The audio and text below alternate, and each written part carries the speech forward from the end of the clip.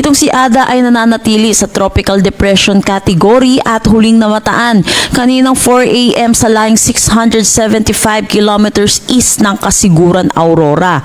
May taglay na lakas na hangin na 55 kilometers per hour at pagbugso na umaabot ng 70 kilometers per hour. Ito'y kumikilos eastward sa bilis na 20 kilometers per hour.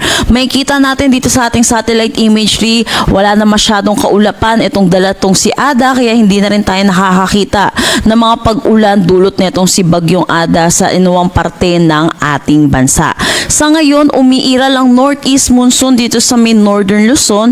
Dulot nito, makakaranas ng maulap na papawirin na may mahihinang pag-ulan dito sa may Cagayan Valley at Cordillera Administrative Region.